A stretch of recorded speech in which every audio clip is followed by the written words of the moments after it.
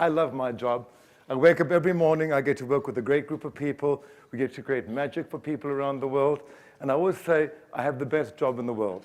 I get paid well to spend other people's money, making everybody happy, right? So fasten your seatbelts, here we go. So the one thing I've noticed, and I'm sure many of you too, we work in a very unregulated industry. There's no barrier to entry. And it's interesting because Sally Smith down the road, who had a nice wedding, has got good organizational skills, has got a laptop, and either in the attic, the bedroom, or the garage, she's now in business, and I'm competing against her. Right? The market is flooded with party planners galore. Every florist now is a producer and an event planner, and every caterer is a full event production company. Am I correct? Right, so I think I've got to get back into the food business again, because I'm the last one that they call these days. And it's amazing because, as I said, there is no barrier to entry, and anyone can call themselves a party planner. The interesting thing is, before the recession, I used to close 80% on any deal that anyone walked into my office. I closed 80% of those deals. Today, we close 60%. And because we're working for millennials, we're working twice as hard for half the amount of money. I'm glad you all agree with me. Before the crash, I was charging very healthy fees. And then when the market crashed, all of a sudden, no one was charging design fees because we're all competing against one another for the best possible deal. I'm happy to report this is the second year that I've been charging design fees. I urge all of you to start testing the market because we all need to make more money, because God knows Google has taken all the cash out of the business, right? If Mrs. Smith can spell it, knows what it looks like or where it potentially comes from, she can find it and she knows what it costs. So our intellectual property is no longer private. So as much as Google has been helpful to us, it's also taken away most of our profits. Another big key interesting fact is that clients are looking for greater value, particularly now that we're working with a lot of young millennials. We just had a young millennial couple who spoke to 3 different party planners of my ilk. We had to provide her with 4 different venues and had to give her a plan of each venue for a 4-day wedding. Okay? I never did that in my life before. But like you, I've got rent and payroll and insurance and withholding tax at the end of every month, so we did it. We won the job, and then she said to me, well, I think you need to come with me to 3 of the top destinations to figure out which one. I said, no, darling, that's where we draw the line. You pick which one, and then I'll be there for the final one. So the clients are expecting way more than ever before, and they're also coming to us much better prepared. They know what they want.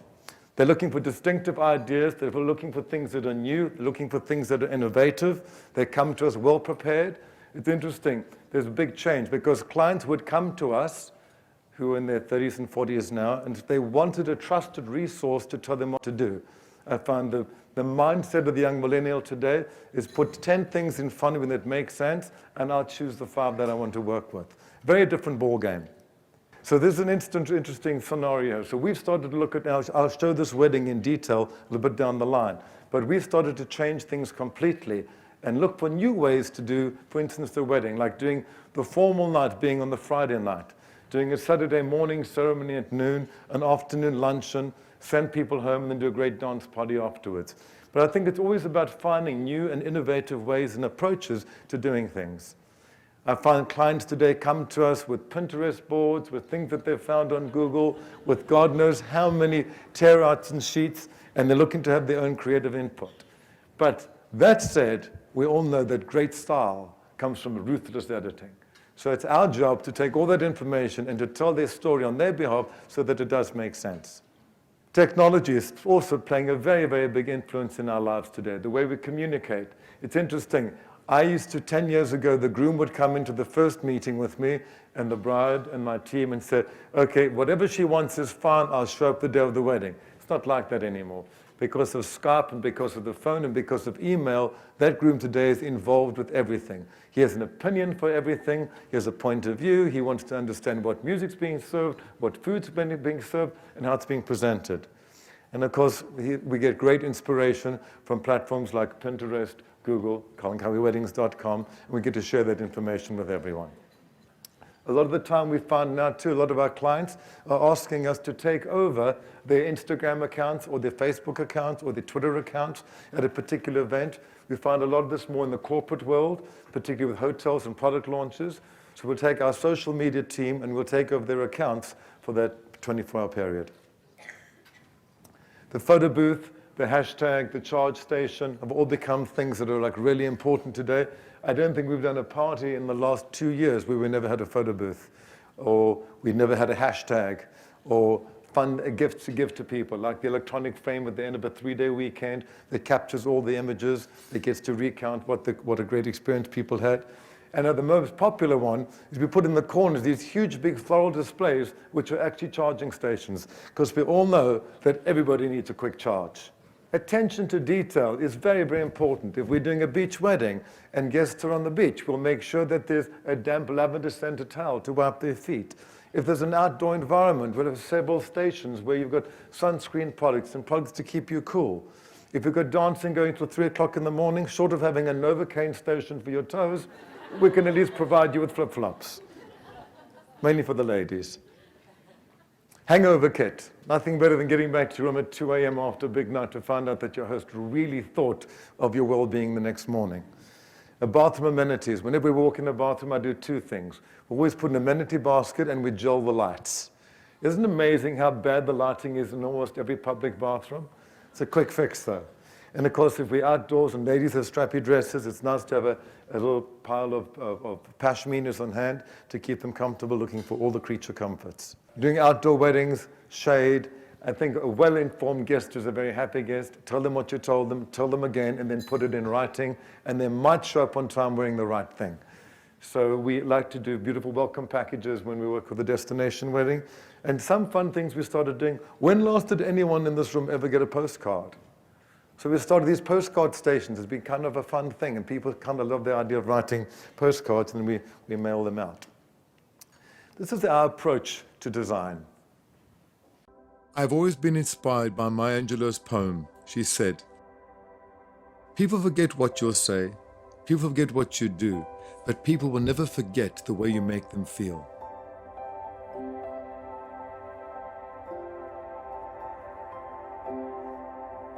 That's what we do with our parties. We change the way people feel. We make them happy. We celebrate their lives. We celebrate their milestones. We're in the business of making everybody happy.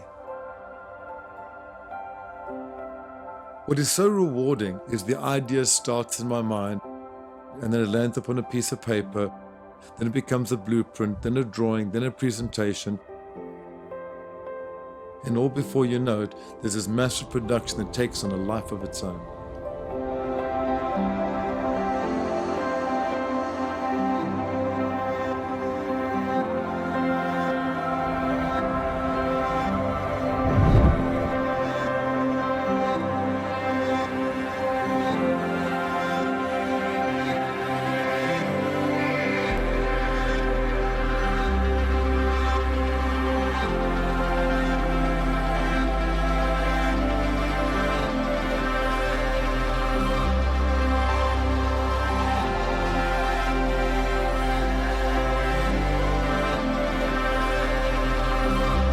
I love what we do.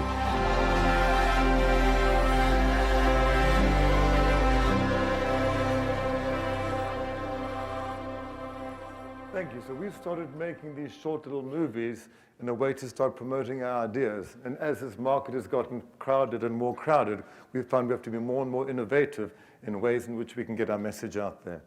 So let's talk about my design approach. My design approach, no 2 parties should ever be the same because the circumstances of every party are completely different. So in each event, there's a different set of circumstances. And I always start with the DNA. What is the DNA? The DNA could be a particular hotel, it could be a product, it could be a bride or a groom, it could be someone's 50th birthday. And then on top of that, I layer all the senses, what you smell, touch, taste, see, and hear. And this allows me to take you on a carefully thought out journey with a beginning, a middle, and an end. And these are all important areas because I think the idea of smell when you walk into something is something that you notice, those olfactory glands get stimulated. And I like to use these senses and continually to enhance them as we make our way through an event. So there's no one set of lighting. It's as we go through. I like the amount of starch on a napkin because it's something that you feel. Or maybe the fringe on an overlay that tantalizes your knees. Taste, I think food is very important. And on the right, you'll see these wonderful shooters. This is called 120 miles an hour, equal parts tequila, espresso, coffee liqueur in a test tube. It'll buy at least another 1.5 hours for your dance party. I made them again and again and again until I got them right and called them 120 miles an hour. See, I think a picture says it all.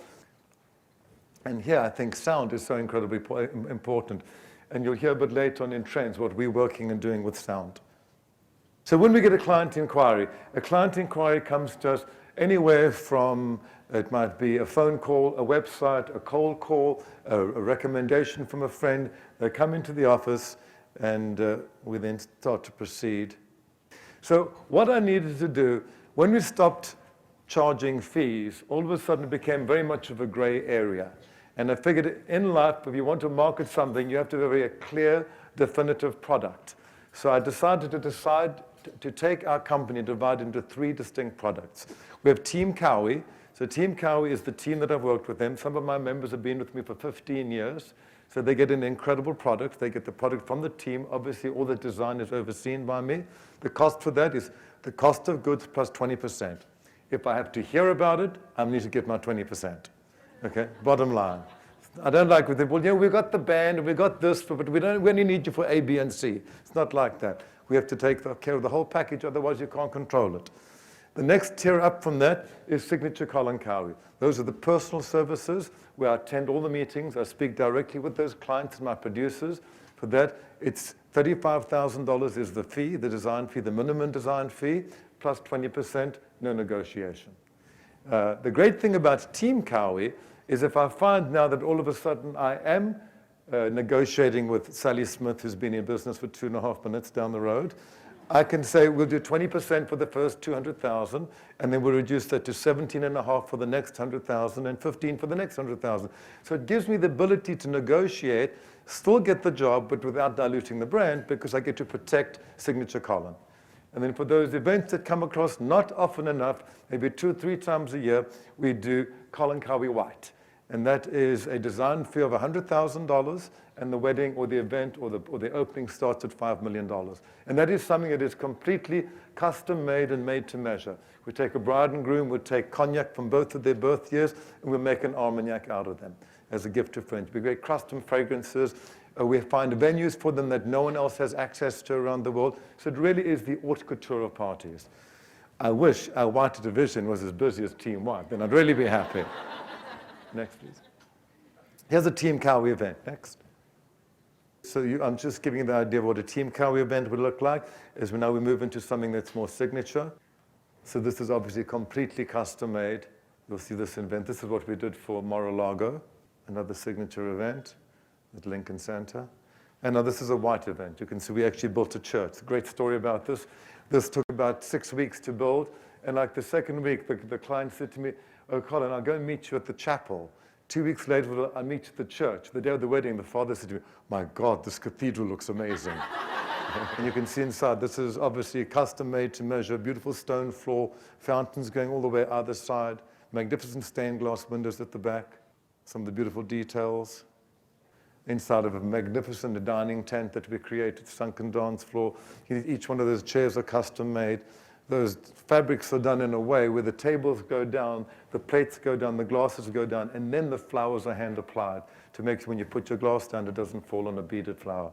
And of course, there's no better way to burn money than with fireworks. Right? I've never done fireworks, but I didn't see someone without a smile wrapped 2.5 times around their face. Then we go on a site inspection. Sometimes we go to Ireland, St. Bart's, Miami, Tuscany. We're going to fun site inspection with the client, and we get to dream. The great thing about dreaming, it costs nothing to dream. I always say dream big, because once you've got a big picture, that can help you tailor every one of the creative decisions you have to make. If you start small, you end up with small results. Then a contract is signed, and we assign a producer, a lead producer, to that particular event. She has access to an art department, an IT department, management support, legal, and all of our creative partners. I don't call creative partners vendors. Vendors park cars and sell hot dogs, okay? We make magic, so we refer to them as our creative partners. After the site inspection, after we built a team of people, and I find the right cake baker to work with the right person to make sure that the team makes sense aesthetically and creatively. We then create beautiful mood boards and inspiration ideas for them. We start to pull different fabrics. We pull swatches of fabric as we start to build a story. And then we determine, as a result of that, the exact color scheme, and we start to build the looks. And every Tuesday is a meeting in our office from the beginning of the day to the end of the day. We review every single project. We go through every single project. We work together creatively. We bring the IT department in. We bring marketing to see how we can really make the best for every one of our events. And it works really well for us. Then we do a creative presentation. There's something that the clients pay for. They get to look, smell, touch, see, and hear their event exactly as it would be. The great thing about this, it gives them the ability to understand that we've articulated and interpreted every one of their ideas and every one of their designs. It gives me the peace of mind knowing that my team has been able to do this completely, and it allows us to then move forward on exactly the same path. So this is sometimes done in our conference room. If it's a much bigger event, we'll rent a space around the corner from us. And this, for instance, this is the Tuscan wedding. I'll show you in detail. But they got to see the Friday night, what the menu would look, the amount of starch on the menu, ideas of bouquets, all the different details. This is the Hamptons wedding we just did last summer. And we did the tasting. I like when we get to the top right-hand corner, we get to the wine. We get to taste it again and again until we get the right one. Same thing with the cocktails. It's always fun. So some of the trends that we're seeing. In culinary food and in appetizers, one of the most important things, it used to be organic. Okay, so farm to table was the big keyword, but people want to know even more than that. I want to know that the asparagus comes from Snake River Farms and that egg is this morning's egg. So I think we need to find out how we can get as much information into that menu as possible so we get to serve the client. Love these ideas of fun ideas of like this is taking tomato soup and a grilled cheese sandwich, or the idea of a Cuba Libre and a Cuban appetizer, or a bit of frozen vodka and some caviar. I think the vegan arena is about to explode. I think people are realizing what we eat is what we become. And I think the vegan moment is something that's about to really take a lot of precedence. You find a lot more chefs are presenting great vegan ideas. And it seems that there are more and more intolerances. Every time you ask someone, is there something you don't eat? It's almost like a bad question. I love the idea of taking one idea and one shape and working through with a theme that starts at the beginning and takes you all the way through. I think presentation is important, that first impression. You see on the left-hand side, there's nothing worse than having a canapé and all of a sudden the sides of the bread are soggy or they're dried out. So put them on a cloth, serve them the ideal temperature, you get a great experience. Just love those little engagement rings we made with caviar and toast on the right-hand side. All in an effort to make things personalized. Curated food stations. I love this idea of taking one particular food and then pairing it with a particular beverage. So when you go to that food station, there's 3 or 4 items of food you move through really quickly, then you make your way after that to the next station. In this particular idea, it was Spanish charcuterie, artisanal cheeses, some beautiful wines. Then you made your way to a pasta and a risotto station, a couple of wines over there, and then finally to a Chicago steakhouse station we created, and then to desserts. And the nice thing about doing something like this, it gives you the ability to stretch out your food service. I hate buffets. I think buffets bring out the worst in people, you know? I labeled it the vulture syndrome, you know? You see someone at the end of that buffet and the plate's this high, you know? And they walk past and something else goes on. You might as well just put it in a Cuisinart and put a tube down your nose. There's nothing worse than seeing 15 ingredients, the salt and the sugar and everything on the same plate. And then there's that fear, it won't be there when I come back, so let's put one more on top. Yeah? And you get the surf with the turf. If God wanted us to have surf and turf, we would have had lobsters with horns and cows with hooves, right? So this, I think, is a much chicer and a more interesting way. The other thing with the buffet, it's a one-shot, one-pot wonder. You know, one line, eat as quickly as you can, and you're done. This creates a beautiful dining experience. Tapas station, also a fun thing to do. There are lots of all these small little dishes. You take a little platter like we had today at lunch, and you fill up your own choices. And that's followed by maybe 1, 2, or 3 big, good, beautiful paellas, which get to make everybody happy and take care of their hunger. No such a thing, I think, ever as a bad, good poached shrimp, right? I think the seafood station is here to stay. It's always good. It's amazing to see what an incredible influence food trucks have had on the way that we entertain people. We sometimes have them brought up to the back of a ballroom, and at 2 o'clock in the morning after a great night of dancing, there's nothing worse than having a good greasy hamburger, right, from In-N-Out. Love the idea of family style. Again, it's interactive, beautiful long tables, abundant, sending plates of food around for everyone to enjoy. In desserts, I think the candy station is here to stay. I think it brings that they say no to 15 ingredients before the meal, but God knows everybody is still addicted to sugar. And of course, we love the idea of curating candy stations in different colors. French macaroons, I think, have definitely replaced the cupcake. Love the idea of these cheesecake stations where you get to take a cheesecake and put any type of filling you want on top of it. My favorite part of the presentation, cocktails. I think the mixologist today has replaced the bartender. In fact, the gentleman on the screen, his name is Yusuf Austin. He's my cocktail architect, he calls himself. But he's like my American Express card. I never leave home without him. Yeah. I mean, it's just frozen water, but ice can be very exciting. And in my freezer at home, I have those little drawers that ladies store your shoes in, those little clear ones. I put them in the freezer. I've got different drawers for different shapes of ice. So if you're doing a big cognac or tequila on a rocks glass, you want a big piece of ice so that the melt ratio is right.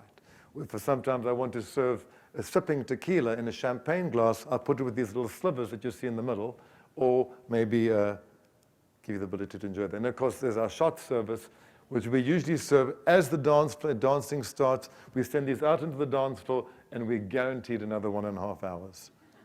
Yeah. Beverage servers, if you're doing something on a budget or you're doing something in the country style, it's a fun way. People will always, they're like flies to the honey. They will always find the bar. And if it's set out with glasses and beautiful garnishes, they'll help themselves. I sold 175,000 beverage servers on Home Shopping Network, so I know that they do work. Cocktail station, I prefer to call this rather than a bar. You can see how beautifully we curate all the back and the decoration to really make sure that it tells a good story for us.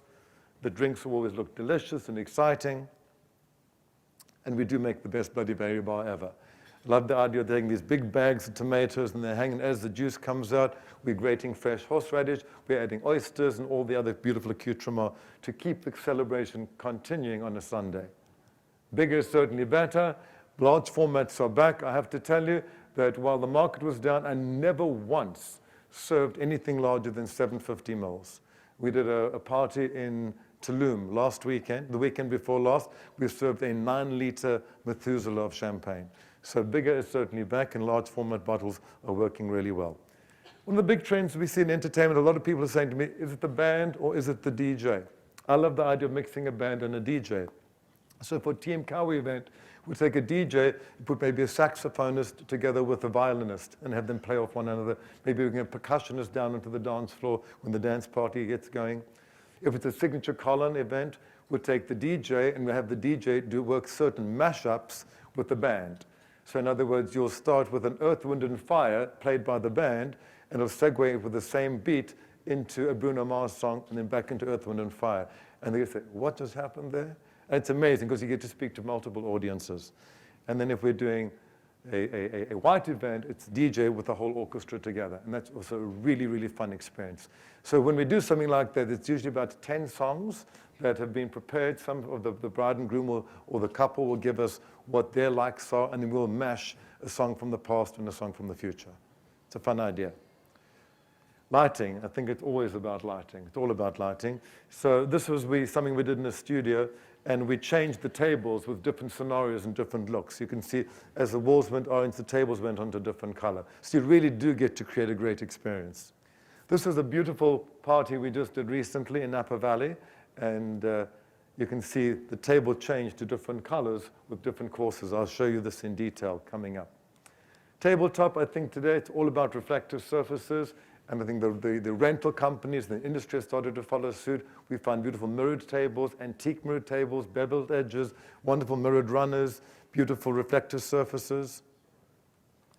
The photo booth, we love the idea of using a chalkboard sometimes, and guests get to write messages on there, so it starts to become a backdrop for everything. And after 3 or 4 cocktails, everybody loves the camera, right?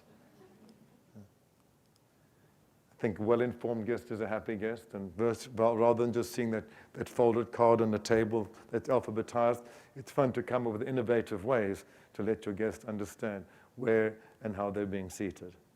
And I think seating is one of the most important things. I think it's a sign of a good host who's taken the time to really figure out who's at table 1, who's at table 2, who's seated next to you. Are you going to have a great conversation? Do you have something in common that you can talk about? So one of the things about Oprah Winfrey and several of my other clients, she will agonize over a floor plan and will walk through the room before the guests come to make sure that every person is seated next to the right person. That's the sign of a great host. I believe in my people. I wouldn't be anything or a fraction of what I am without the team of people that I have. I love the people that work with me and look forward to coming to work every day, and I think that we like to treat them very well. So if we're doing a big event, a big glamorous party, I always provide hair and makeup for my producers. You know, it doesn't cost a lot of money, but it really goes a long way. I also like them to feel that they can look glamorous and gorgeous the night of event after working 9 months to get towards a big party. There's a clothing allowance for each one of the senior producers, so they get to buy a new dress, a new pair of shoes for that particular night as well. I see I'm getting a lot of good stares here from table 7. And then after every event, the most important thing to do is to listen. Okay? We always figure out what the strengths, the weaknesses, the opportunities, and what the threats were at the last party. We look at that party from the beginning to end, and we listen to all the feedback we can. And we speak to the client and say to the client, is there anything we could have done better? Anything that you're unhappy with? And we take that information and we make sure that it gets incorporated into the next event. So each time we do, our service gets better and better. So let's look at some recent work. This is a wedding we did recently in Tuscany. It started on a Thursday evening. We created this idea of working with sunflowers in the little square of the little village that we worked in. It was a lot of fun, particularly built around a wine idea. You can see the little wine corks and barrels being used throughout the decoration. And the next day we did a Nikki Beach-style pool party. The client loved the idea of Andy Warhol. So we took the Andy Warhol prints, we made towels out of them, printed canvas out of them, and turned this into a really fun beach party. Tons of rosé, Moet on ice, girls and guys having a good time. And then that evening, we did a rehearsal dinner at 9 o'clock. This was in the hills of Tuscany at a place called Cadalbosco. And this was our formal night. So we got into the black tie on the Friday night. 2 beautiful long tables, the full length of the dining room. This was the time when we did the caviar, the starched napkin, the champagne, the full 9 yards. And then, of course, fireworks at the end of the evening. And the next morning, we did a ceremony at noon. So we did this noontime ceremony in this beautiful Roman ruin, which is on the property. And it was followed by a Tuscan luncheon with an abundant amount of beautiful foods that kept going down the table. The luncheon went till about 4 o'clock. We sent everybody back to their rooms. They got to rest. And at 8 o'clock at night, even got a knock on the door. And there was a waiter with 2 Red Bulls and 2 double espressos. Okay. Yeah. And then we brought you down to the little square, and we put this beautiful glass dance floor, lucite dance floor, on top of the actual road. And then we put the carpet around it and turned the little square into a beautiful outdoor nightclub. And they danced from 10 o'clock until 6 o'clock in the morning. It was the most amazing party. Recently, we did an event for Oprah to honor the living members of the civil rights movement when she launched the movie Legends. So we did this in Santa Barbara at the Baccara Hotel. It was pretty amazing. This focal point of this whole room really was the chandelier. It was created very inexpensive, but I wanted a big wow moment. So this was beading from that company called shopwildthings.com, I think about $20 a strand or a section. We just created them into this beautiful chandelier, which we used almost as a third screen. I like everything to be 100% before we walk into a room. But I think the flowers turned out spectacular on this event. Also, when I work in a room, I'd never do a sea of round tables. I like the idea of doing square tables, round tables, long tables. It's more textural for the eye, using different linens, different flowers. Yet you tell a story, so you're actually creating a wardrobe for the room. My bars, I don't ever like to see wine bottles or commercial labels or Coca-Cola cans. I always like our events to look as residential as possible. So you look at this beautiful bar, all the back shelves really is objet, candles, and things that are interesting to look at. All the ugly labels and things are all underneath where your eyes shouldn't see them. And because that's my favorite time of the party, when the candles have burnt their way down, and the wine's taken its effect, the music's going in, everyone's got a smile wrapped 2.5 times around their face. That's why we do what we do. So this is interesting. We'll hear about him later today. Mr. Trump has a property in Florida, in Palm Beach, called Mar-a-Lago. And my client loved the gardens there, but she really didn't like the color gold. Okay? And if you know, Mar-a-Lago's ballroom is about as gold as Versailles. So I de-gilded Mr. Trump's lily, and then I colonized it. Okay. Here we go. This is a beautiful ceremony we created with beautiful ponds of water overlooking this great view. Guests arrived, they got little host cards before they walked in on the walls. And here you can see this is the left of the entrance, and to the right is what you actually walk in. And we created this beautiful enchanted forest. It was really a beautiful wedding. He was actually there himself. He said he'd never seen the room like that before, didn't understand why the bride did that. And there are those shots again. This was a major celebrity's birthday. I signed confidentiality agreements up the kazoo that we did for a birthday about 3 months ago in Upper Valley. And this is walking right into the cave of the actual wine cellar itself. So it was a beautiful introduction. You walked through an avenue behind you of about 1,000 candles. And when you walked in, this table was not lit. It was just a table that looks like the table you're at now. Once the guests were seated, slowly, little bit by little, the table started to come alight. And then when the first course went down, because we had 56 waiters for 56 guests, as that first course went down, the table changed color. And then the color dissolved again back to neutral when they cleared it. And when the next course went down, the table in the room changed color, and so on through the dinner. And guests were like blown away because these are subtle changes, but they really, it plays to that whole idea of what you smell, touch, taste, see, and hear in taking guests on an experience.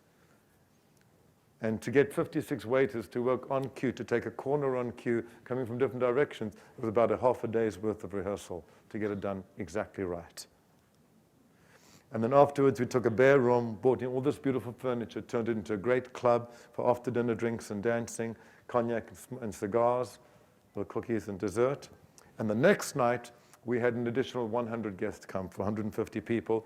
We threw this fabulous party. I deconstructed caviar. In other words, I thought how chic to eat caviar out of the tin. So we did these Petrosian tins with the caviar, the creme fraiche, the chives, and put a little bit of a creme fraiche mousse on top just before they were served with some frozen vodka. Did a beautiful dining room, some square tables, round tables. Then we put guests, this is so cool, because we had to transport them 5 minutes to another area. So I backed up vehicles, one behind the other, and as you got into the vehicle, I had disco lights and a mirror ball in the back of the 16-passenger van. There was someone there with a tray of the shots and a bottle of tequila. Okay, great music going. And they went with blacked-out windows for 5 minutes. They had no idea where they were going. And then they got into this long canopy that walked you into a dinner tent, and we created this amazing black-on-black nightclub. So they had no clue where they were, but they were there till about 4 o'clock in the morning. And one of my favorite all-time cabaret artists is the legendary one and only Dieter von Teese, did a great performance or two for us. And then, of course, I had this wonderful tequila cart that went from table to table. So if you didn't have a cocktail, the cocktails came looking for you. And on that note, I wanted to thank you all for your great attendance today. Thank you, Richard. Thank you, Ed, for making me so welcome. Thank you.